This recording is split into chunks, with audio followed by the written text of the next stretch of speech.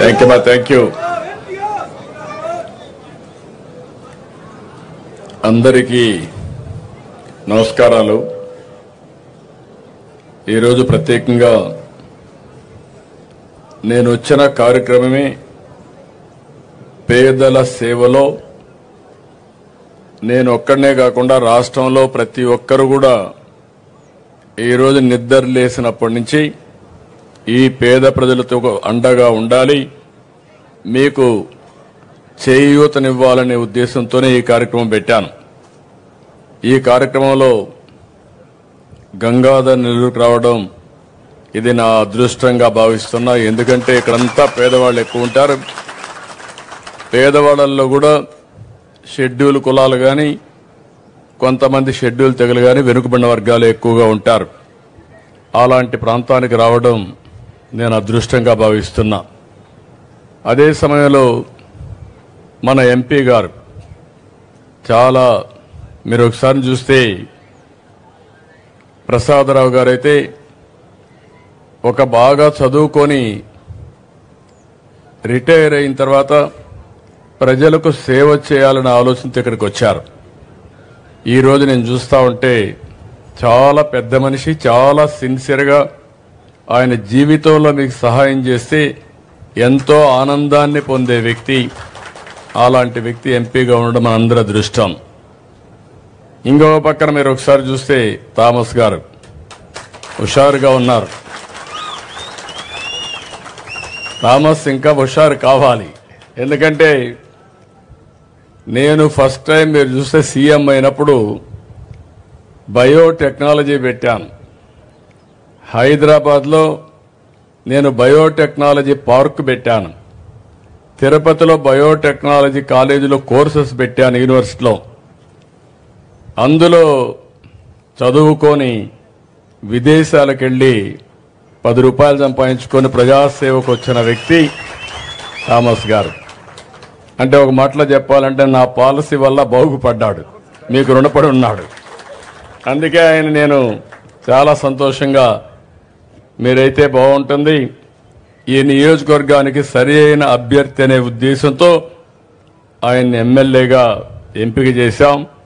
30 సంవత్సరాల తర్వాత తిరుగులేని విజయాన్ని ఇచ్చిన మిమ్మల్ని అందరినీ మనస్ఫూర్తిగా అభినందిస్తున్నా. ఓసారి సరైన సమయంలో సరైన నిర్ణయం తీసుకుంటే ప్రజలు కూడా ఆశీర్వదిస్తారు.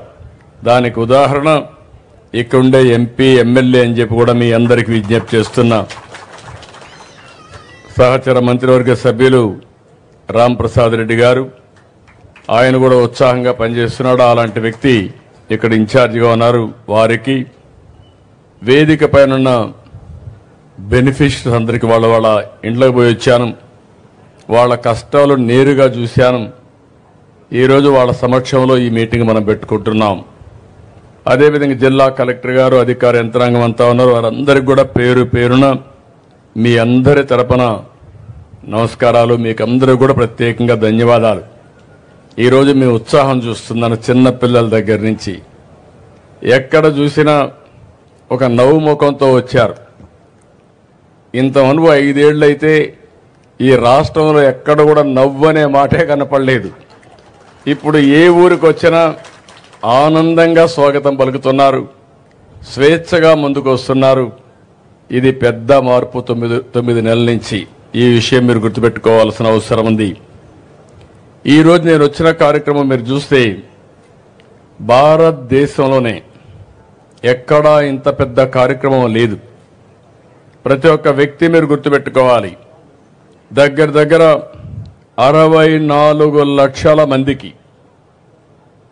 మామూలుగా మీరు చాలా మందిని చూశారు. ఒకప్పుడు పింఛన్ 200, నేను 200ని 2000 చేశాను. అది నాకు పేదల పట్లుండే ప్రేమ. గడచిన సంవత్సరం ముక్కుతూ మూలుగుతూ 5 ఏళ్లు 3000 చేశారు. అది ఏడిపించి అప్పుడప్పుడు ఇచ్చేవారు. నేను వస్తానే చెప్పాను మీ అందరికీ. 3000 4000 చేస్తానని చెప్పి పెంచిన పింఛను కూడా ఏప్రిల్ నెల నుంచి ఇస్తానని చెప్పి మీకు ఇచ్చిన పార్టీ ఎన్డీఏ అని చెప్పి కూడా నేను మీకు తెలియజేస్తున్నా. అదే మరి కొంతమంది సమాజంలో దివ్యాంగులు ఉంటారు. దేవుడు వాళ్ళ పట్ల సరిగా చూడకుండా కుంటిగానో గుడ్డిగానో లేకపోతే నడవలేకుండానో కొన్ని దివ్యాంగులుగా ఉండే పరిస్థితి. తెలివితేటలున్నాయి కానీ ఫ్రీగా తిరగలేని శక్తి.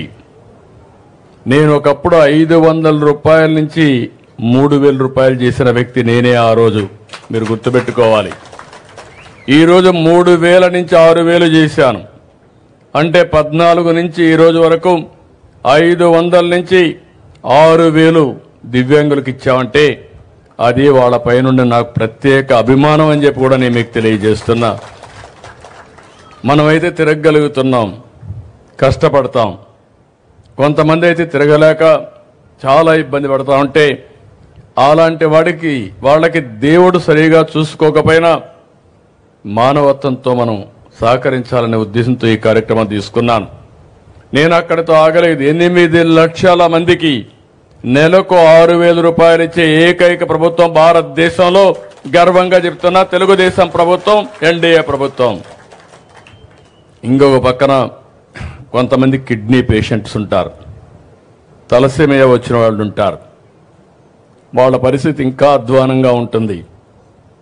నెలకొక్కసారి బ్లడ్ తీసుకోవాలి, ట్రాన్స్మిషన్ అంతా కూడా చేసుకుంటూ ఉండాల్సిన, డయాలసిస్ చేసుకుంటూ ఉండాలి.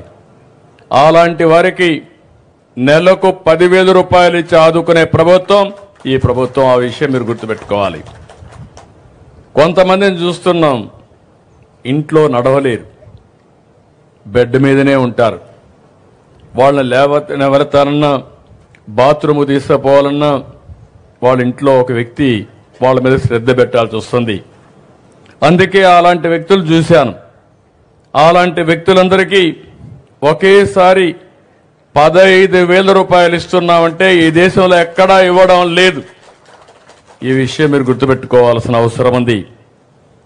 అందుకని 2014లో 200 ఉండే పింఛన్ని 4,000, 6,000, 10,000, 15,000 చేసిన ఏకైక ప్రభుత్వం ఈ ప్రభుత్వం అని చెప్పి కూడా నేను మీకు తెలియజేస్తున్నా. ఇంత పెద్ద ఎత్తున ఏ కార్యక్రమం లేదు. నెలకు దగ్గర 2,800 కోట్లు ఖర్చు పెడుతున్నాం. సంవత్సరానికి 33,000 కోట్ల రూపాయలు ఖర్చు పెడుతున్నాం. పెట్టే డబ్బులు కూడా మీరు ఒక్కసారి చూస్తే మొదటి తారీఖున ఉద్యోగస్తులకు జీతాలు వస్తాయి. మా పేదవాళ్ళకి పెద్ద కొడుగ్గా నేను కష్టపడి మీ ఇంటికి డబ్బులు పంపిస్తున్నాను. ఒక్కోసారి తల్లిదండ్రులు మర్చిపోతారు, కొడుకులు కూడా మిమ్మల్ని చూసుకోరు. ఇక్కడ ఒక కేసు కూడా ఉంది, మీకు అందరికీ చెప్పాలి. ఆ కేసు చూస్తే 2 చిన్నారులు నా పక్కన కూర్చున్నారు. వాళ్ళ అమ్మమ్మ కూడా కూర్చున్నది అక్కడే. తండ్రి ముందు వేరే వాళ్ళ పెళ్లి చేసుకొని వెళ్ళిపోయాడు. ఆ తర్వాత 2 పిల్లలను వదిలిపెట్టి తల్లి కూడా వేరే వాళ్ళ పెళ్లి చేసుకొని వెళ్ళిపోయింది. అది చూసినప్పుడు వాళ్ళకు మానవత్వం ఎట్లొచ్చిందో నాకు తెలియదు. బాధ్యత కూడా లేకుండా పోయారు. అలాంటి సమయంలో వాళ్ళ అమ్మమ్మ, నేను ఈ పిల్లల్ని చదివించాలి, నేను లేకపోతే వీళ్ళు అనాథలైపోతారని బాధ్యత తీసుకున్న ఆవిడ్ని గట్టిగా చప్పట్లు కొట్టి మీరు అభినందించాలి. కన్న కూతురు బారిపోయింది స్వార్థంతో, అల్లుడు బారిపోయాడు స్వార్థంతో. కానీ అమ్మమ్మ మాత్రం నేనున్నానని బాధ్యతగా ముందుకు వచ్చింది. ఆవిడికి మనస్ఫూర్తిగా మరొక్కసారి అభినందనలు తెలియజేస్తున్నా. ఇది భారతదేశంలో విలువలకు మారు పేరని చెప్పి కూడా నేను మీకు తెలియజేస్తున్నా. ఇప్పుడు నేను అది ఆలోచించిన తర్వాత వాళ్ళిద్దరికీ ఏ విధంగా చేయాలనో ఆలోచించాను. ఆవిడికి ఇల్లు కూడా లేదు.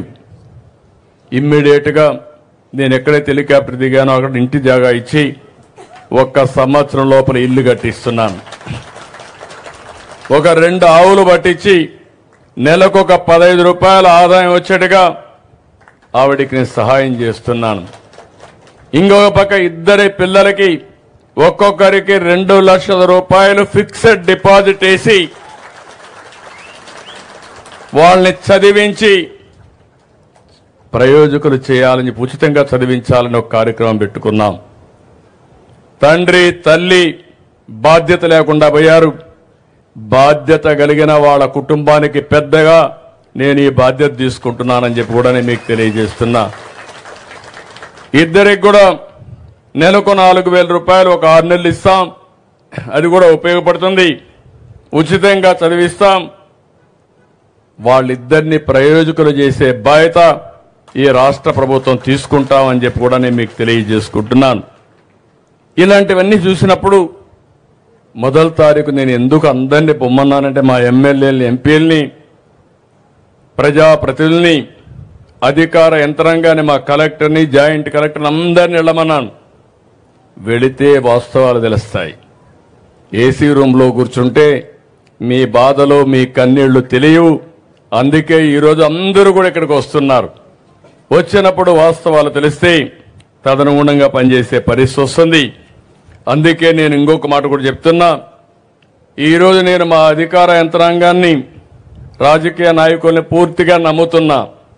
కానీ నేను వీళ్ళు కరెక్ట్గా చేస్తున్నారా లేదా అని కూడా టెక్నాలజీలో చూసుకుంటున్నా. నేను పింఛన్ ఇమ్మన్నాను. పింఛన్ ఎక్కడిచ్చాడో 3వ కన్ను